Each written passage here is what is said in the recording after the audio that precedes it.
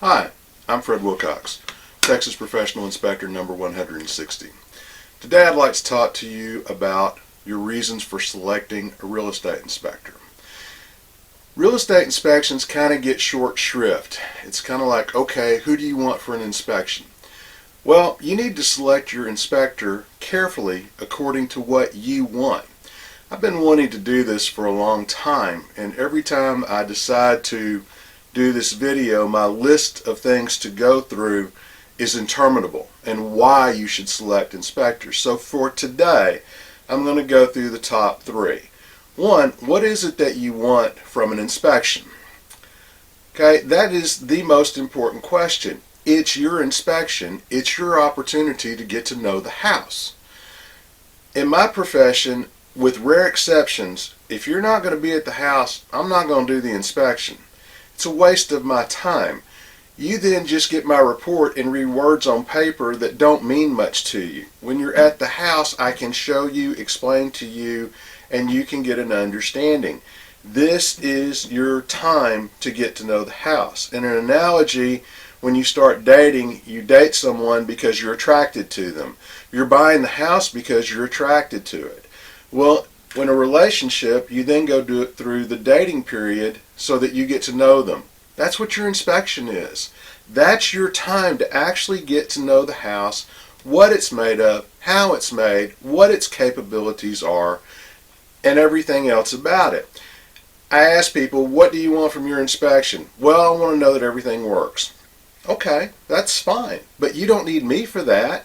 You can go through and turn on the water faucets, you can turn on lights, you can carry a night light and check the plugs, you can see if the air conditioner comes on and if the toilet's flush.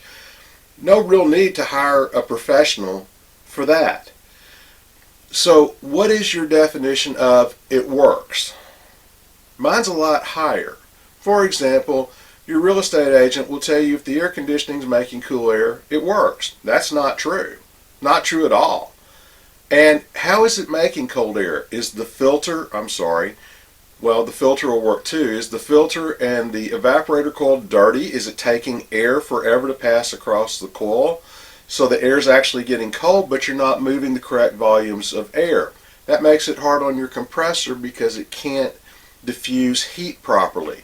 So it's not just that it makes cold air. I can go through this list forever, but what does works mean to you? The other answer is, well, I don't want anything big. Okay, what's big?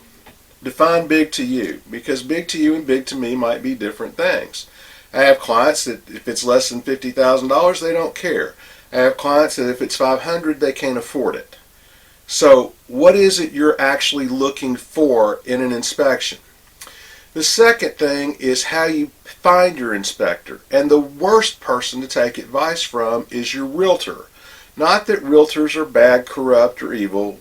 There are a lot of really, really fine realtors who are really trying to do a good job for you. But a realtor and an inspector see entirely different houses. This is the major difference. The realtor sees how it fits all of your parameters. It's close to work, it's the right school district, it's the elevation you love, it has floral prints on the wallpaper, whatever it is that makes you happy. They're the experts at finding that and at negotiating your deal through for you. I see what's wrong. I go into a house and I see a house that's sick, that's ailing, that needs somebody to care about it and to fix it and to make it function properly. We don't see the same house. I'm not looking for the things that you're looking for. I don't care what it looks like. I don't care what the school district is. I don't care how much you're paying for it. None of it's of any relevance to me whatsoever. I see a sick body that needs help. Okay? So, a realtor's opinion of a good inspection and my opinion of a good inspection are about as far apart as you can possibly be in life. My job is to tell you what's wrong that I can find visually and to help you to get it repaired correctly. So those are important things. I just had this in a new house where the small appliance circuits have 15 amp plugs on them. So you're running 20 amps worth of heat. You can only diffuse 15 amps. How would you know that? It's a fire hazard. And a house in my neighborhood burned down 3 nights ago because of this exact situation. So realtors and inspectors do two entirely different functions. When your realtor tells you an inspector's just too picky, that's a good thing. Don't you want picky when you're buying a house? Or do you just want somebody who ambles through? If you just want somebody who ambles through, that's fine. That's your decision. But it's not a really thorough inspection. So figure out what you want. Talk to your friends. Interview the inspector. Call the inspector and say, how do you perform your inspections? What do you go through? How detailed are you? When I look at your report, am I going to understand what you're talking about? Send me samples of your report. Check their websites. Okay, and you look at complaints. I have two major ones against me. They're both from sellers. That's a badge of honor in my business. Okay, the seller says I'm too picky. Isn't that what you want when you're buying the house? Now I understand when you're selling the house, you don't. It's also my job to be fair. My actual client is the house. The buyer pays me, that's true, but that's irrelevant. My client's the house. My job is to be fair to the house and to represent it fairly and as accurately as I can based on my education and experience. The third thing is the attitude of the inspector. If you have you're getting an inspector who says, I'm only going to be there 2 hours, I'm going to tell you, I've been doing this 51 years and I chaired the subcommittee that wrote the standards of practice. I can't do any house in less than 3.5. Not possible. Not and go by the rules. So if your inspector's doing it in 2 hours, they're taking a very liberal view of what the standards of practice require. I know what they required. In net effect, I wrote them. So I'm real familiar with them. So if they're going to be there for 2 hours, scratch them off your list. The number one biggest thing you don't want to hear from an inspector or about an inspector is they don't want you at the job site.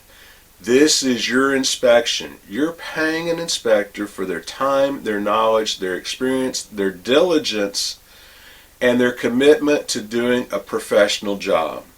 If they don't want you to see that and witness it, what do you think they're doing? Isn't that concerning to you?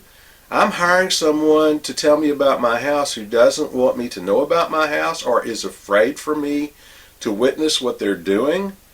I wouldn't tolerate that for 1 second. In my inspections, you're not only welcome to be there, you can walk with me every step of the way. I have to tell you, most people get kind of bored after a while.